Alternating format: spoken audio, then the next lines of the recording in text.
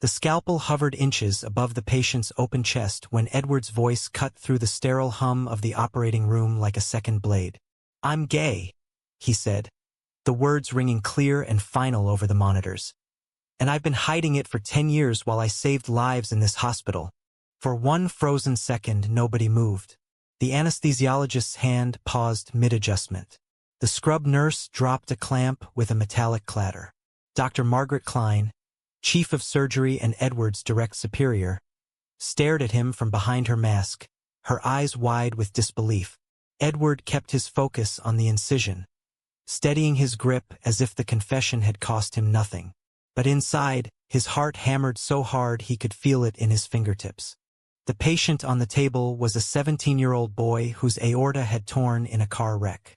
Edward had fought for 3 hours to repair the damage, and now, with the repair nearly complete, he had chosen this exact moment to stop pretending. Why?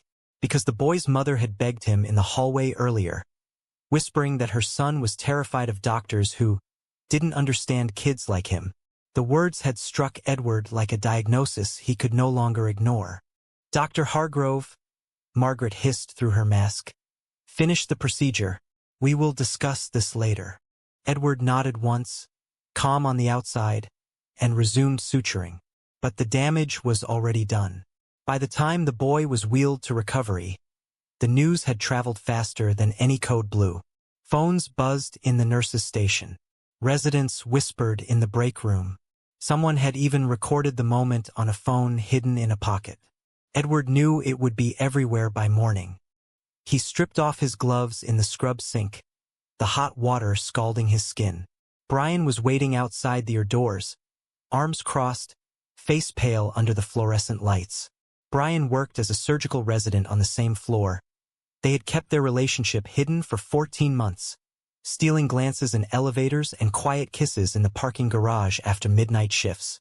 Now Bryan's dark eyes searched Edward's face for regret. "You really did it," Bryan whispered. "In front of everyone." Edward pulled him into a quick, fierce hug, not caring who saw. "I couldn't keep lying to that kid's mother, or to myself anymore." They walked together down the long corridor toward the locker room. Colleagues they had known for years suddenly found reasons to look away.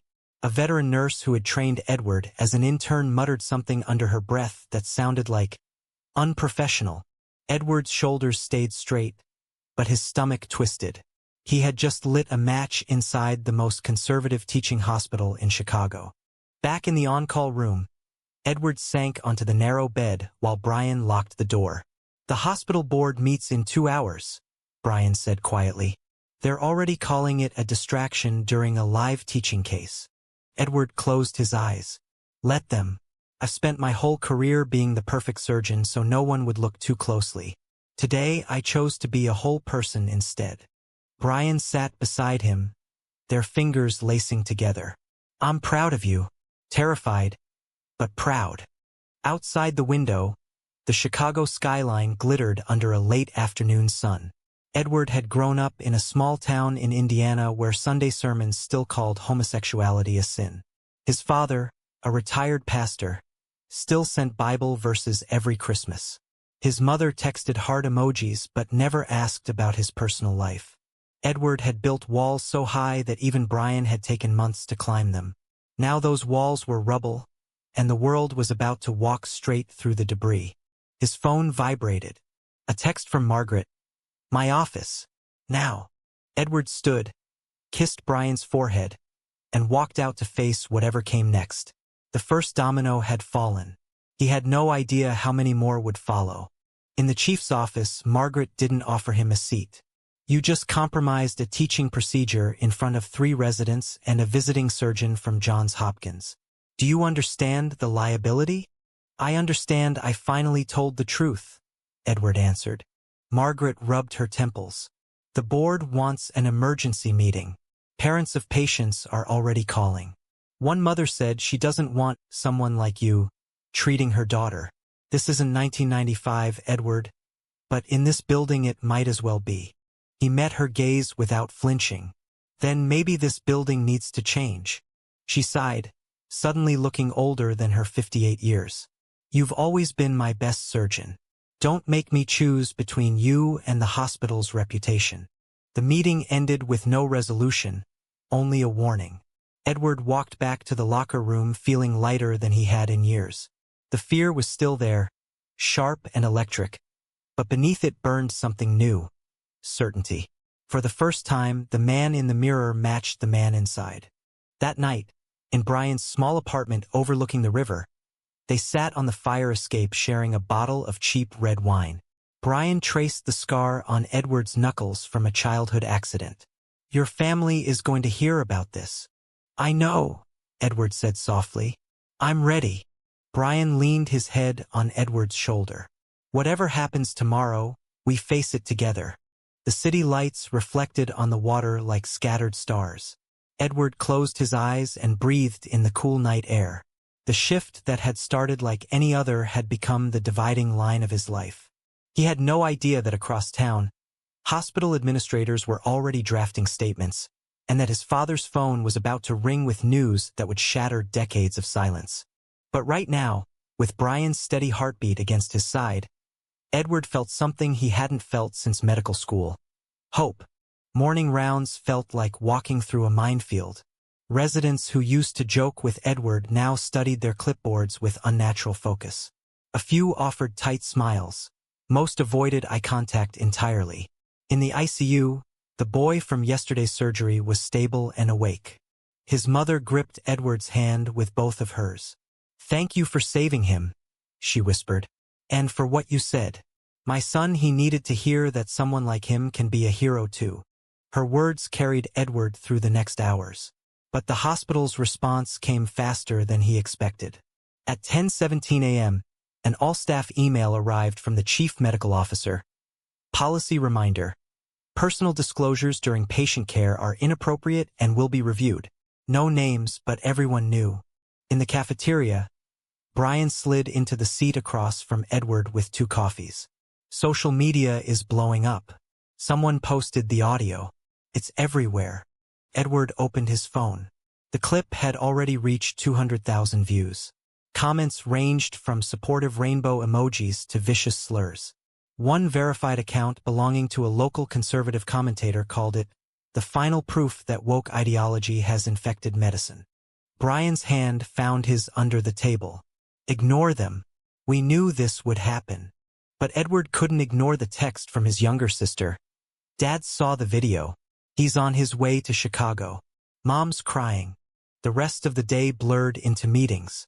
Human Resources wanted a formal statement.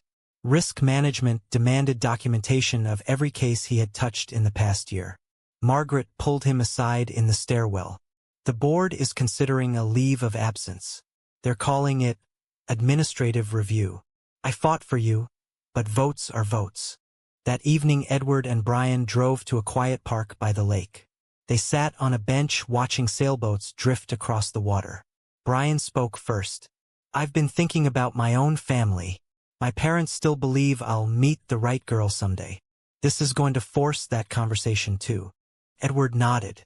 "I never wanted to drag you into the fire with me." "You didn't drag me. I chose you the day you bought me coffee after my first solo appendectomy and told me I had steady hands." Bryan smiled, but his eyes were serious. "Whatever they throw at us, we're stronger together."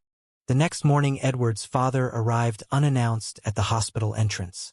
Reverend Thomas Hargrove still wore the same black coat he had worn to every funeral and wedding in their small town. He refused to enter the building. Instead, they met on the sidewalk, the wind whipping between them. "You humiliated our family," his father said without greeting.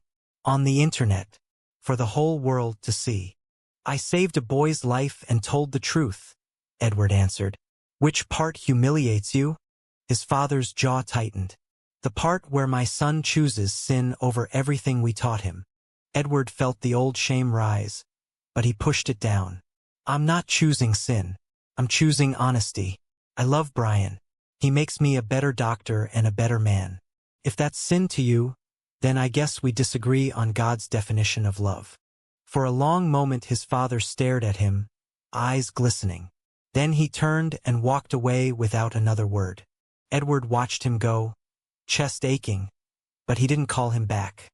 Some bridges had to burn before new ones could be built. Inside the hospital, the atmosphere had shifted from shock to open hostility.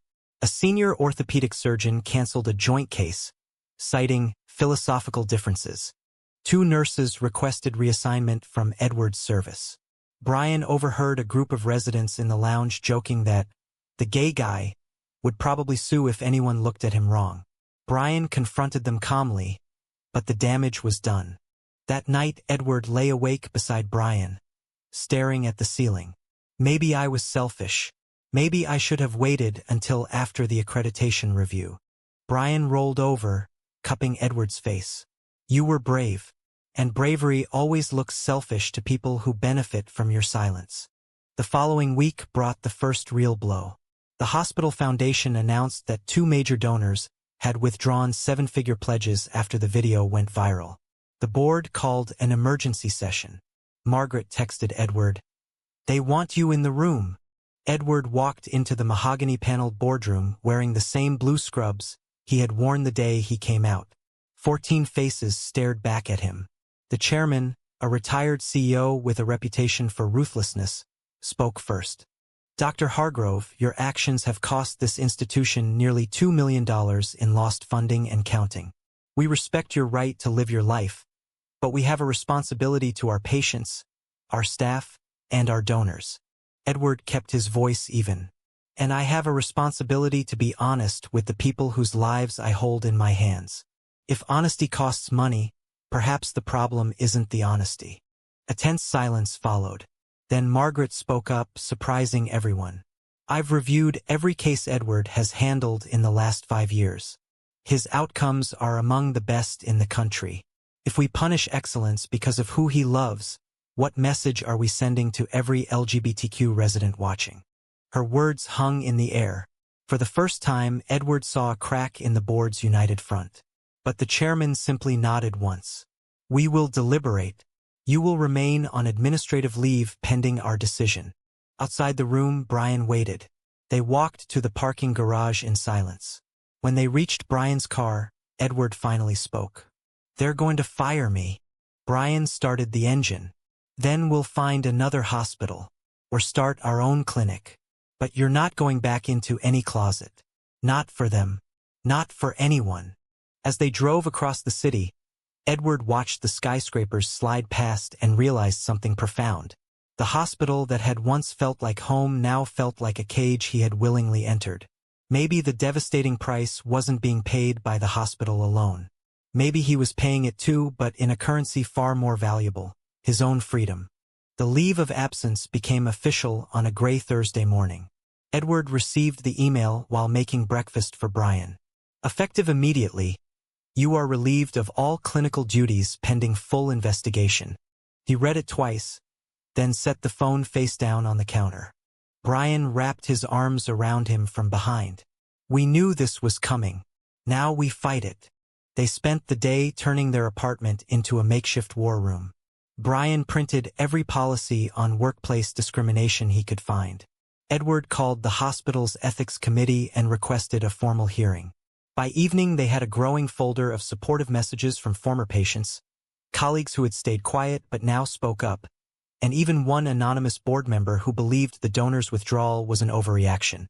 But the backlash kept rolling in. Edward's father posted a carefully worded statement on the family church website. "We love our son, but cannot condone the lifestyle he has chosen." The post was shared thousands of times.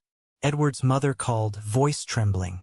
"Your father didn't mean it the way it sounds. He's hurting." "I'm hurting too, Mom," Edward answered quietly. "But I'm not going to apologize for loving Bryan." That weekend, they drove to Bryan's parents' house in the suburbs. The dinner table was set for 4, but the conversation was strained. Bryan's mother kept refilling water glasses she didn't need to refill. His father, a retired police captain, finally set down his fork. "So you're the man who turned our son's life upside down." Edward met his gaze. "No, sir. I'm the man who loves your son. The upside-down part was the hiding." Bryan's mother reached across the table and squeezed Edward's hand. "We raised Bryan to be honest. If this is who he is, then this is who he is." The simple acceptance cracked something inside Edward. For the first time in weeks, he felt tears threaten. Later, walking in the backyard with Bryan, he whispered, "Your family just gave me something mine never could." Bryan kissed him under the string lights. "They're your family now too." Monday brought a new complication. A local news station wanted an interview. Edward agreed, but only if Bryan could sit beside him. The segment aired that evening.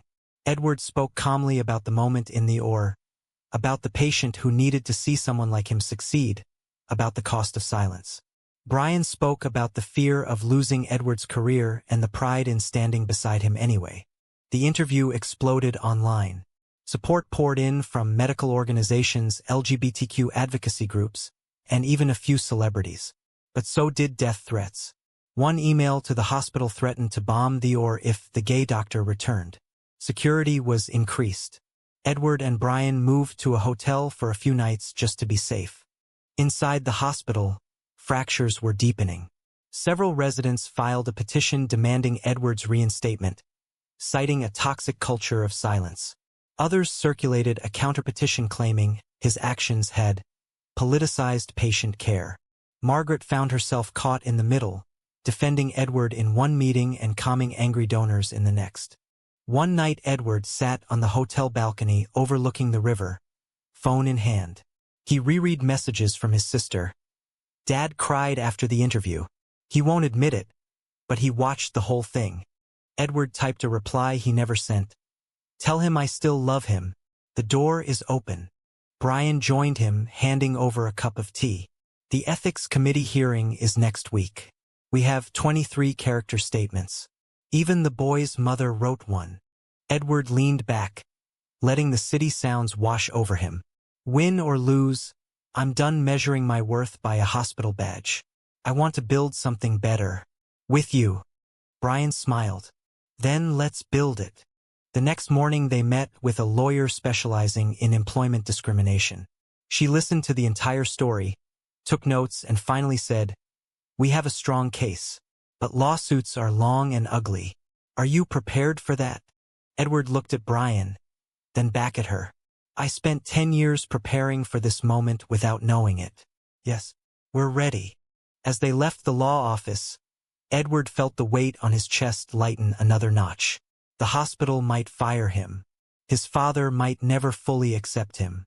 But the man walking beside him, the future they were sketching together, felt more real than any operating room he had ever stood in. The price was devastating, yes. Careers had been damaged, relationships strained, donations lost. Yet in the quiet spaces between the chaos, Edward was discovering something priceless. The freedom to walk into any room as his whole self. And that, he realized, was a currency no board could take away. The ethics committee hearing took place in the same boardroom where Edward had once received his attending physician plaque. This time the chairs were arranged in a U-shape. Edward sat at the center with Bryan on one side and their lawyer on the other. Margaret sat with the committee, her expression unreadable. The questions came rapid fire. Did he consider patient safety when he made his announcement? Had he received prior complaints about his performance? Was his relationship with Bryan a conflict of interest? Edward answered each one with quiet precision, backed by data and policy language. Bryan spoke only when asked, his voice steady as he described the culture of fear that had kept them silent for so long. Halfway through, a senior board member leaned forward. "Dr. Hargrove, would you do it again, knowing the consequences?" Edward didn't hesitate. In a heartbeat, that boy needed to know someone like him could stand tall in this hospital. I owed him that truth. The room fell silent. Margaret cleared her throat. "For the record, I have submitted a letter of support. Edward's clinical record is exemplary.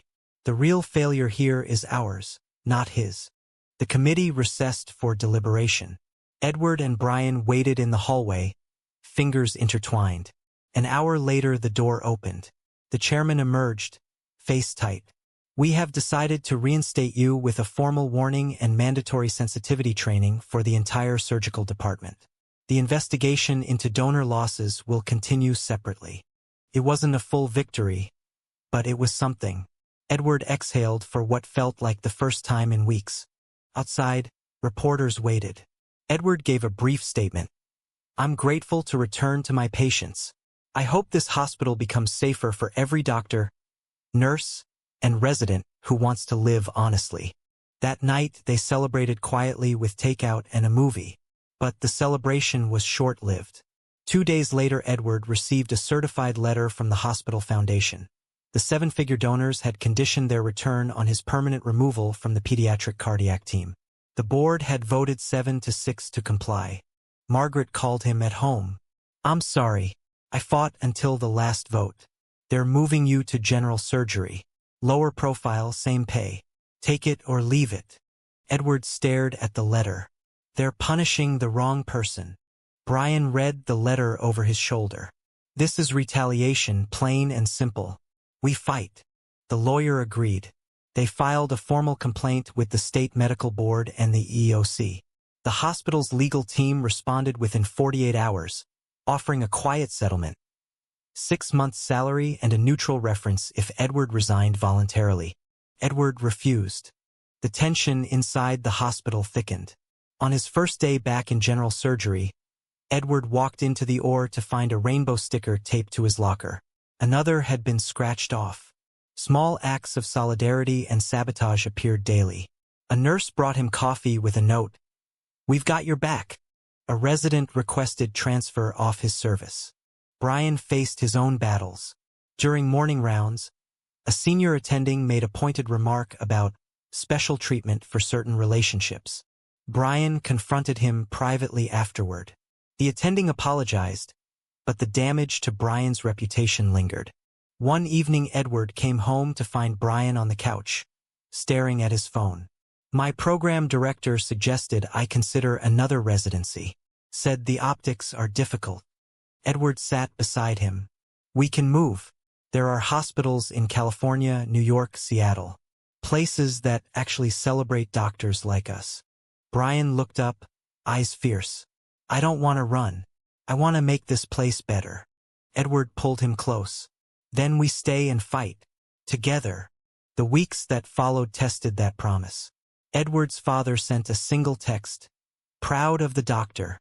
Still praying for the man." Edward read it 3 times, then saved it. Progress, however small, mattered. A breakthrough came unexpectedly. The boy Edward had operated on the day he came out returned for a follow-up. Now walking without assistance, he hugged Edward hard in the clinic. "My friends at school saw the video. They say I'm lucky my doctor is a superhero." Edward laughed for the first time in weeks. "You're the superhero, kid. You survived." That night he told Bryan, "Moments like that are why we fight." But the hospital's price continued to mount. Another donor pulled funding citing ongoing controversy. The chief financial officer sent a memo warning of possible layoffs if donations didn't rebound. Whispers grew that the entire surgical department might face budget cuts. Colleagues who had stayed neutral now looked at Edward with resentment. One afternoon in the locker room, a longtime friend and fellow surgeon cornered him. "You're my brother in medicine, but you've made life hell for the rest of us. Some of us just want to operate, not become activists." Edward met his eyes. "I never asked anyone to become an activist. I asked them to stop pretending I don't exist." The friend walked away shaking his head. That night, Edward and Bryan sat on their balcony again. Bryan spoke softly. "Maybe we underestimated how deep the rot goes." "Maybe," Edward admitted. "But I underestimated my own strength too. And yours." They watched the city lights flicker on, one by one. The battle was far from over. But for the first time, Edward understood that the devastating price wasn't just being paid by the hospital. Every person who had to confront their own prejudice was paying it too. And some, he hoped, would emerge better for it. The lawsuit became public on a rainy Tuesday. Headlines screamed across Chicago media. "Gay surgeon sues prestigious hospital for discrimination." Edward and Bryan held a small press conference on the hospital steps, flanked by their lawyer and a handful of supportive colleagues. Edward kept his statement simple. "I love my job. I love my patients. I simply refuse to love them from inside a closet." The hospital issued a carefully worded denial, claiming all decisions were performance-based. But inside the building, the atmosphere turned toxic. Margaret pulled Edward aside in the corridor. The board is meeting again. They're talking about revoking privileges entirely. I've never seen them this dug in. Edward nodded. Then let them. The truth is already out. Support arrived from unexpected places. The American Medical Association issued a statement condemning workplace retaliation against LGBTQ physicians. Medical students across the country started an online petition with over 50,000 signatures demanding Edward's reinstatement to his original team. Even the boy's mother organized a fundraiser that raised enough to cover their legal fees for the next 6 months. Bryan's residency program, however, was cracking under pressure. His program director called him in for a career counseling meeting and suggested he consider transferring to avoid further complications. Bryan refused. That night he came home angry and exhausted. "They're punishing me for loving you." Edward held him. "No, they're punishing themselves for being afraid of what love looks like when it's honest." The turning point came during a late-night emergency. A young woman arrived in the ER with a dissecting aneurysm. Edward was the only cardiac surgeon on call. The ER attending hesitated, then paged him anyway. For 3 hours, Edward fought to save her life while the entire hospital held its breath. When she stabilized and was wheeled to ICU, the attending shook Edward's hand. "I was wrong to doubt you. You're still the best we have." Word spread. The next morning, 3 residents who had signed the counterpetition asked to meet with Edward. They apologized. One admitted, "I was scared of what my parents would think. That's on me." Slowly, cracks in the opposition widened. Margaret called an all-department meeting. She stood at the front of the auditorium and said something no one expected. "I have been chief for 12 years. In that time, I have watched good doctors leave because they couldn't be themselves. Today, I am asking every one of you to decide which hospital you want to work in. One that values excellence or one that values comfort." The room was silent. Then, one by one, surgeons and nurses began to clap. Not everyone joined, but enough did. That same week, the hospital foundation quietly restored 2 of the withdrawn donations after the donors received hundreds of letters from former patients. The board's next vote ended in a tie. The chairman, visibly frustrated, tabled the decision. Edward and Bryan celebrated with a quiet dinner at their favorite Italian place. Halfway through the meal, Bryan slid a small box across the table. Inside was a simple silver band. Not an engagement. Not yet. Just a promise that whatever comes next, we face it side by side. Edward slipped the ring on and kissed him right there in the restaurant, not caring who saw. But the fight wasn't over. 2 weeks later, the state medical board scheduled a hearing on the hospital's practices. Edward prepared meticulously, gathering statements from colleagues, patients, and even the boy he had operated on the day everything changed. The night before the hearing, Edward's father called. For the first time in months, his voice wasn't angry. "I watched the interview again. I saw the boy you saved. I don't understand everything, son. But I understand you saved a life that day. That matters." Edward closed his eyes. "It does, Dad. It matters more than anything." His father cleared his throat. "Your mother wants to meet Bryan. When you're ready." When Edward hung up, he turned to Bryan with tears in his eyes. "Some bridges aren't burned after all. They're just waiting for us to rebuild them." The next morning, they walked into the hearing room together. Edward presented his case with calm conviction. Bryan stood beside him, silent but solid. When the board recessed, Edward felt something he hadn't felt in months. Peace. Whatever the ruling, he had already won the only battle that truly mattered. He had become the man he was always meant to be, and he had done it without losing the people who mattered most. The hospital, meanwhile, continued to pay its price in reputation, funding, and internal trust. But change, once started, was hard to stop. And Edward knew, deep down, that the devastating cost had purchased something far more valuable. A future where no doctor would ever have to choose between saving lives and living honestly. The state medical board ruled in Edward's favor 3 weeks later. The hospital was required to implement mandatory diversity training, restore Edward to his original pediatric cardiac team, and pay a substantial fine. The board also recommended an independent audit of workplace culture. Margaret called Edward personally with the news. "You did it. We all did it. But you started the fire that forced us to look at ourselves." Edward stood on the rooftop of the hospital that evening, wind tugging at his white coat. Bryan joined him, sliding an arm around his waist. Below them the city stretched out, lights beginning to sparkle as dusk settled. "I thought winning would feel bigger," Edward said quietly. Bryan smiled. "It always does when you realize the real victory was inside you all along." They stayed there until the stars came out. The months that followed brought slow but visible change. The rainbow sticker on Edward's locker was replaced by a permanent plaque, "Safe Space for All." New residents arrived openly LGBTQ. 2 nurses started a support group that met every Tuesday. Even the conservative attending who had once questioned Bryan's career now asked Edward for advice on a difficult case.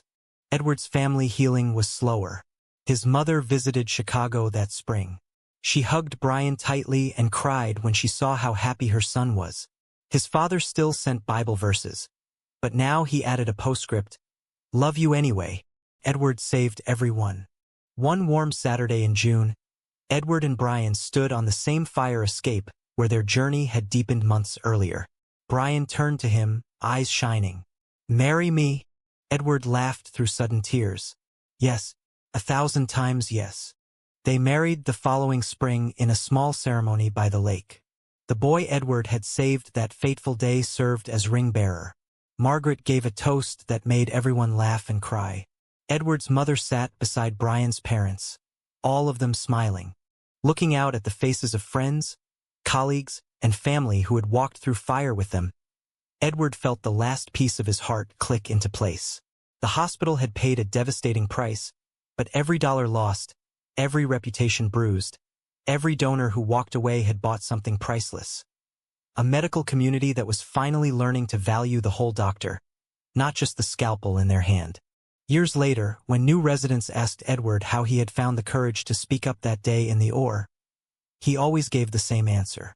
"I realized that silence was killing me faster than any disease I could treat.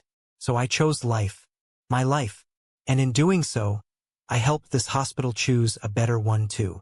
As the sun set over Chicago on the evening of their wedding, Edward pulled Bryan close and whispered the question that had guided them through every storm.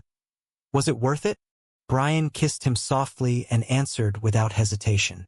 "Every single second." But here is the question for you, the one that lingers long after the story ends. True or false? Coming out as gay in a high-stakes profession like medicine is always worth the chaos and pain it unleashes on everyone around you?